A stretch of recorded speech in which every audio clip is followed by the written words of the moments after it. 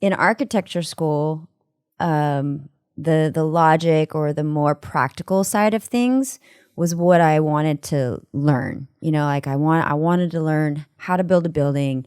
When I graduate, I want to be able to go out and make something stand, and like someone live in. Yeah. And it was so interesting because in the program, everything was everybody's designs were so organic and just so abstract conceptually that I'm like, how the hell are you gonna make that stand? Do you know how that would work? Like that's not gonna work, structurally, or and people are like, oh no, but the concept, and this and that. And I'm just like, yeah, but ain't nobody gonna get in there, like, And so I always come with insurance. So I always had this struggle of the practicality side versus this just more freer artistic side, and so I feel like that's kind of now the artistic brain, kind of gets released more, but the practical side still kind of is over there like, well, maybe you could try this. And sometimes it kind of hinders me and I get too rigid with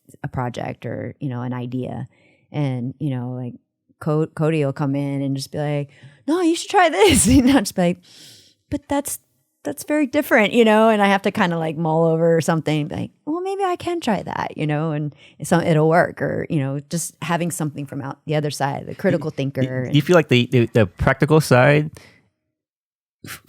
like demands creativity because now you're like taking this idea and then you're applying practicality to it? Because I think like in the example of the homes, right? Like, yeah, these concept homes are great, but if they can't stand structurally, then are they really homes? Right. Or versus just like a concept, right? Yeah. Yeah. So it kind of sounds like the practicality forces a level of creativity. Like, okay, how can I take this cool idea, but now how can I make it sustainable? How can you make it work? Yeah. I think it's a huge part. I mean, if you're fully just within the practical zone, then it's going to just be a box. Yeah, like a cardboard box. Be a white canvas, or it's just like a shipping container, right? Yeah, like there it is. That's the building, So I feel like if there's a way to merge the two sides of the brain, or merge those two, the more artistic versus the more practical, there is a way to merge the two,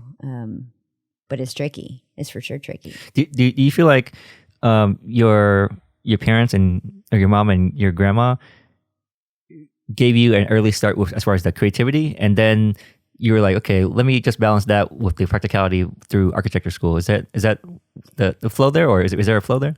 That's a good question. I mean, the creativity was there. The problem solving was always there with them, because watching my mom, create because she did a lot of like roller skating and ballroom costumes, which was just like the ice skating dresses and men's suits and stuff. And she was kind of like the trendsetter of the entire skating scene. Like whatever she came out with the next year, everyone else would have that, like the dresses or whatever. But I would watch her, like fit someone and figure out how to drape something, how to attach something, like constantly, and composition and, like materials, like always exploring all those things. And there obviously is a practical aspect of that stuff also. Can the person move in it? Can they do a jump in it? Like what happens if she spins? Is it going to fly off? So I think maybe there was some of the practical aspects of things when, that I was seeing and learning from her. Because when she would be sewing, I'd be sitting on the ground, picking up the scraps and making my own little things, and like just kind of following her lead. And same with my grandmother. I think my grandmother was actually the more practical one, in the sense that she, even though as a master painter or a master artist, she can reproduce something like nothing, like a portrait, photograph. She can recreate through oil paints or pencils or watercolors, like to the T. You can't tell the difference between a photo and her work. It's wild. But I mess with her. I'm like, hey, grandma, like, when are you going to get out of your box? Like, when are you going to just draw something out of your head, And she's like, oh, like, I don't know if I could do that, And so every now and then, she's 86 years old and she still sends me her pictures of her paintings and things that she's working on. And so I tried to paint this one from memory, you know, and I'm like, well, okay, you know.